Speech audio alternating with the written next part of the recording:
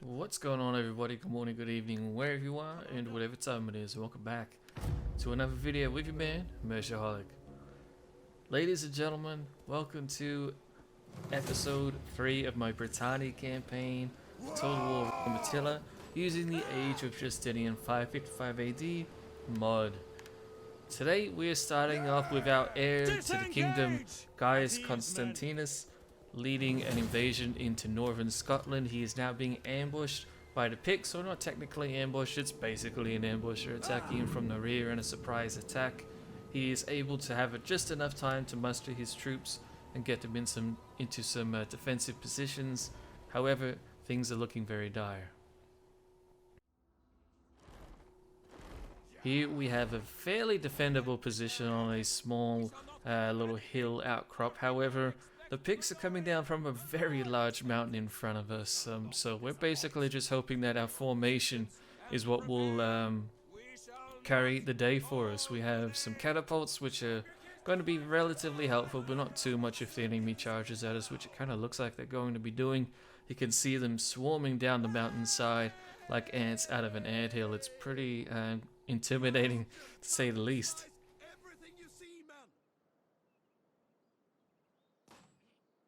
Our troops are in position though. We do have some swordsmen at the front that will be in their shield wall. And now I'm trying to focus my cavalry on the right hand flank, archers in the rear, and then on the left hand flank I'll also be having some of our mercenary axemen. After a few minutes of marching towards us though, the enemy picked army goes into an all-out charge against our lines. Our artillery is ready and releases its ammunition against the enemy, but they are charging with extreme speed, especially on our left hand flank. We also have, of course, Gaius in the rear, but close to his front line so he can offer some support when necessary.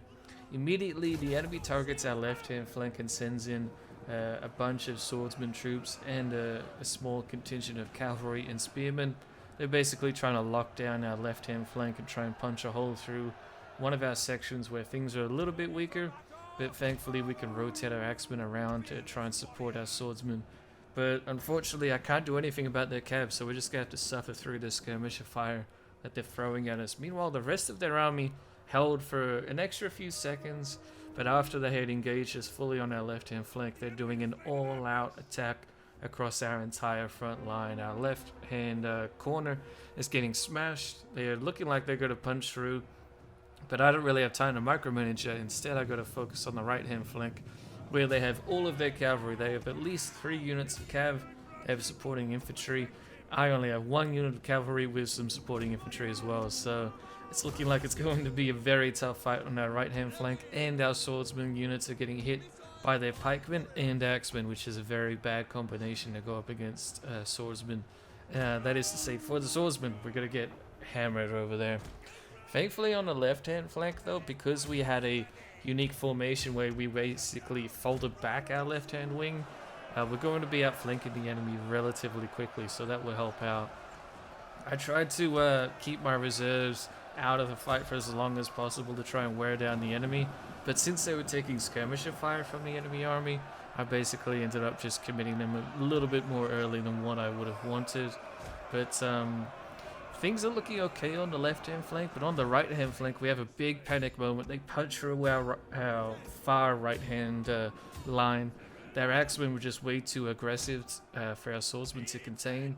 Our left-hand flank is looking very good, but our right-hand flank is definitely in shambles, and I'm really trying to deal with the last remnants of their cavalry so I can try and quickly restore order on the right-hand side. And I even have Gaius in close proximity ready to try and get involved in the fighting himself over there, but I'm trying not to commit him too early. Again, I want the enemy to be whittled down and tired before I commit some of my better units to the fighting. My cavalry does end up winning the day on the right hand flank. We had a lot of supporting infantry, and then our left hand flank just makes an entire breakthrough against the enemy army. So with our cav running around chasing down enemy skirmishers, combined with our fast moving mercenary axemen here, we're getting some very excellent charges and rundowns of the skirmishers and the rear charges on their front line that's engaging us basically across the board. But by then though, it's way too late for the enemy to make any more progress against us, and like I said, we have just way too many units flanking on the left that the rest of their army basically breaks en masse, and the Picts are defeated despite us taking massive casualties. You can see almost all of our units lost half of their men. Gaius wins his first major test.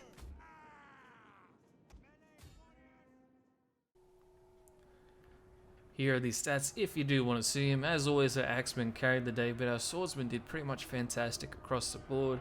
Catapults weren't really all that helpful. There is only 2 per unit, and in a open battle like that, they're not going to be all that handy anyway.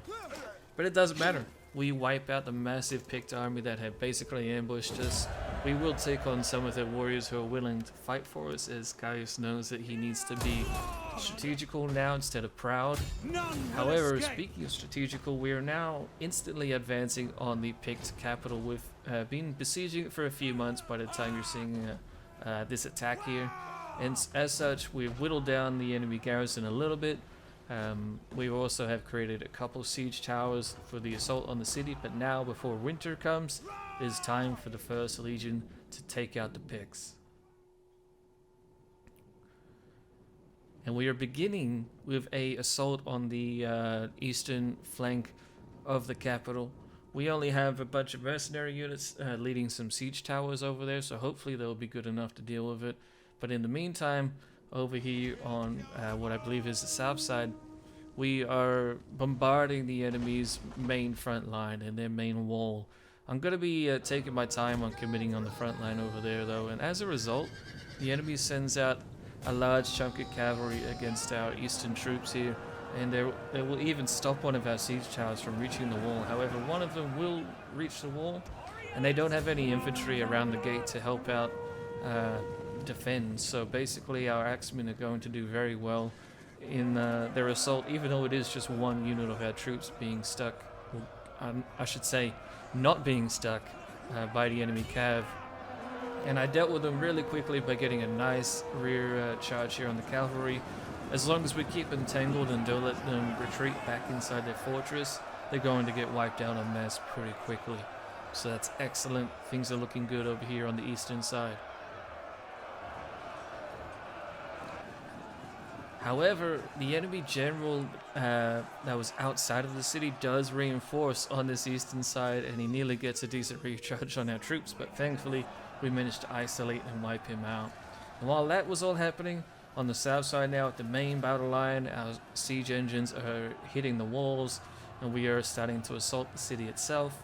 Our catapults are basically out of ammunition at this point, but our archers are doing very good in providing some cover fire and basically just generally creating chaos here.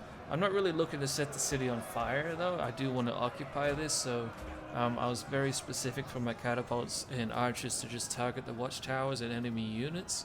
So generally speaking, the settlement shouldn't take too much damage, but there was some fires unfortunately. On the eastern side, our troops have wiped out the enemy cav, killed the enemy reinforcing general, and they are now basically waiting to get the door open for them, which they should be getting shortly since the enemy had not sent a lot more reinforcements to the eastern gate. And as such, we should be entering the city momentarily from that side, which will basically give us a battle if we can get them in behind the enemy troops here. But with the UI turned on, you can see they still have a lot of troops involved on defending the walls. However, a lot of their troops are just skirmishers, and I have way more troops that are being brought up to the front line. One issue with siege equipment like these siege towers is that it takes quite a while for your men to climb up the tower and then get into the settlement and over the walls. So even though we are winning our fights here, because we're only sending like 1 or 2 units at a time due to us only having 2 towers over here, we are taking some casualties with our mercenary units there, especially since they don't have a lot of armor. But it's still looking promising. And speaking of promising, on the eastern side we make a major breakthrough. All of our mercenary units over there and one of our cav units ends up entering the city. They do divert some troops to try and hold us down for a little bit longer, but it's basically just a small levy spear unit and some cavalry coming to stop us. And it's just not good enough. The enemy's basically done by this point. I have at least half of our forces inside the walls by this point. Gaius himself is now leading his personal bodyguard into the city to try and get involved with the fighting alongside of his men. He's not necessarily a warrior, but he does know that leading from the front can boost morale of the troops, so he will be trying to organize the second wave of attacks here. But by the time we managed to organize the second wave, the enemy garrison's basically done. Our eastern troops came in and wiped out a lot of the enemy garrison units that were trying to basically form up a second line of defense here in the alleyways of the town. Their barricades aren't even manned anymore. Their towers are falling before us. We're capturing them very, very quickly. Thankfully, there's no more fires happening in the town, but we're basically parading through the streets already. But they do have a couple more units, but they're basically just delaying the inevitable at this point. Speaking of which, here is the captain of the garrison, basically cowering up here in his citadel on his own with his personal bodyguard. Our mercenary axemen were very keen to plunder the city, so they led the charge, and as soon as they make contact, the garrison captain runs away, and with that, ladies and gentlemen, the Pictish capital is now ours. Here are these stats if you do want to see them. As always, we lost just under 800 men, which is quite a price to pay for the city, but it is worth it. The Picti, or the Picti, are now no longer a threat. We now own almost the entirety of the British Isles. Ireland is a client state of ours. All of England and Wales is under our control.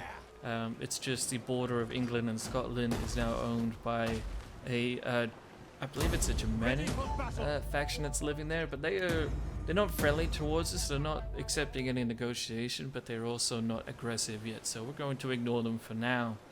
And in the meantime, Gaius is now instituting Latinized reforms across the entire country. And the first way that we're going to see this is through the Latinization of the names of the settlements. So here we now have Londinium. To the west of that, at our old capital, we now have Venta Belgarum. And back to the east along the coast, we now have Corinium, which will be our major port and which is where a lot of our trade will be flowing through. Then we have Lindum Colonia. To the west, we also have Saguntium in northwestern Wales. Where Ethelwich used to be, we now have Eboracum, which will be our major capital in defending against any incursions in the north. And then up here in northern Scotland, we now have Glasgowium, which is basically the lead up to Glasgow. I know not all of these names will be entirely accurate to their location, but I think they're still fitting enough. Then, of course, we have renamed our military. We now have Legio 1 Alenus Britanni in honor of Walker Allen, who has been a really big commenter of the channel and big supporter. So shout out to you, brother. I appreciate it. Thank you very much. Ladies and gentlemen, if you do want to have your own name or versions of your name in armies, please just comment them down below. Give me your suggestion and I'll try to slide it in where I can. But for now, Legio 2 is now known as Legio 2 Iberia. Iberia being another name that the Romans gave to Ireland. They gave it a few different names, but I went with Iberia for now because the second legion is the one that conquered the Irish, and it's in honor of that achievement. But I'll probably be changing that as time goes on. And then for our one navy, we have Fleet 1 Britanni, basically the first fleet of the Britanni. It's nothing special there with its name. In the spirit of Latinization of our kingdom, though, we are now going to Celtic paganism. I debated on which paganism we wanted to go to. There's basically Celtic or Germanic. I felt like Celtic would be more appropriate because the majority of our population is of either Latin or Celtic descent.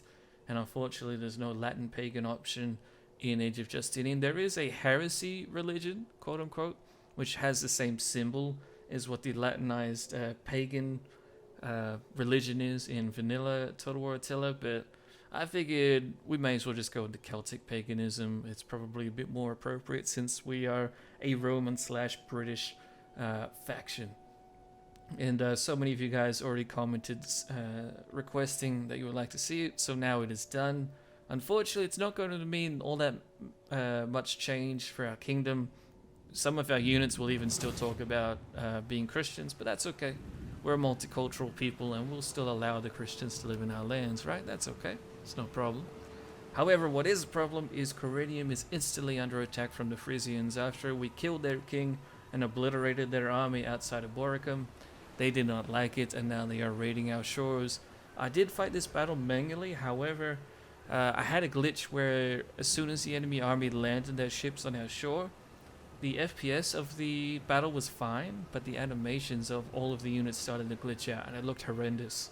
It was really sucked. We won the battle very nicely, but it basically just wasn't worth showing you guys any of the footage. And don't worry, there'll be plenty more defenses to come. In the same turn, though, the leftovers of their army ended up joining with a small navy that the Frisians sent against us, and we just auto-resolved that one away. And we ended up doing just fine with that. We got a close victory, so I'm happy with that. The Frisians do get sent packing back to Germania, which is always a good thing for us. However, what isn't a good thing is Corinium again gets attacked. This time, this is by Vikings. These people are coming from either, I believe it's southeastern Norway or possibly western Sweden. I believe it's western Sweden, just speaking geographically, but basically we now are having proper Vikings coming to our shores. They have a massive army, and even though it's a very plebby army, very low tier, low quality, they just have way too many men, and they end up sacking Corinium, so I'm not even going to bother fighting that manually. However, after a couple months of them sitting on their boats outside of Corinium, the first fleet comes around and ends up wiping out their navy. They just couldn't escape it. I guess they didn't know that we had a fleet that was a little bit up the coast towards Scotland, and then it's come down and entrapped the enemy army. So hopefully that was just hopefully that will dissuade them from sending more Viking raids into England, but we shall see. In the meantime, though, after a few months had passed, the First Legion has now marched down to Corinium. It has garrisoned it for a few months. It's helped rebuild. And we now have a proper army recruited into the First Legion. We have a lot more troops than before. It's a little bit more uniform, with about half of it being Roman swordsmen and the other half being Celtic axemen. And then we of course have some catapults still. But now it's time to take the battle to the Frisians. They have one settlement. They have a combination of a fairly decent sized army. But Gaius is not sitting around in Britain waiting for them to come back to him. He instead is hunting them down, Liam Neeson style, and we are now attacking the capital of the Frisians, ladies and gentlemen. And Gaius is not taking any prisoners. He's done. And the battle will begin, funnily enough, at sea. We have a decent sized navy, and the enemy had about half of their army on transport ships, and as a result, we will be engaging them first before we even bother attacking the town. Our army is already landed on the shore, and they are in position to take the town, but we're going to wait first until the navy ends up dealing the damage to their transport troops, just in case our navy ends up having to fall back for whatever reason, and they end up landing their extra troops and outflanking our position. Despite us having to fight in melee hand-to-hand combat, we couldn't ram their navy. I don't know if Age of Justinian has removed ramming altogether, or it's just these ships aren't meant for ramming, but either way, we couldn't ram them. And as a result, we are going to have to drag this fight out for quite a while on the ocean, where we're just doing a lot of melee fights, which isn't excellent when we're going up against larger unit sizes than our own. But our troops are especially trained to fight in close quarter combat on ships. So even though we will take some casualties, we'll lose some of our ships, at the end of the day, our fleet is just going to be better equipped and better trained, and so we are going to wipe out their ships. And just as we do that, we now launch the assault on the city itself. Gaius is bombarding the city with fireballs. That's right, we are not messing around. We're not here to occupy. We are here to burn the city to the ground, and as such, we will be beginning by doing just that. We'll be doing some targeting of their units, but mainly we'll just be targeting the settlement itself. We'll be targeting any watchtowers that we see, and buildings, homes, shops, anything. We're done with the Frisians. We're not messing around, and so they need to understand this. And instantly, they fell back deeper inside of the town. They didn't send any troops whatsoever out to oppose us, and so we're going to slowly march forward while our catapults use the rest of their ammunition and just continue bombarding the enemy. They did have some cav units that were close to the edge of town that might have come out and caused us some issues, But we have a much larger army than them, and we don't have any archers, so once our catapults are out of ammunition, then they won't really have to come out and deal with us at all. But they are taking heavy casualties, and while the artillery continues to rain down fire on the enemy, quite literally, we're going to be sending in some war dogs. We have a war dog unit, and I thought I'd try it out. Generally speaking, war dogs are good for chasing down light infantry, light skirmishers, or cavalry. So I'm sending them in to pin the enemy cav, while we then follow up with our mercenary axemen first, and then our Roman legion troops will be following up behind that in a second wave led by Gaius himself, which we'll see eventually. But initially we'll be sending in our axemen to begin the damage. We'll be opening up 2 fronts in the town immediately. The first one is a little bit closer towards the ocean, where we'll be sending in a bunch of axemen.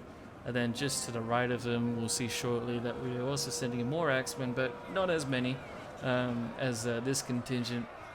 But we're still doing a bit of a 2-pronged attack to get things started. But the alleys are very tight, and despite there seeming to be a little bit more room around some of the burned down houses, you actually can't move your troops around them.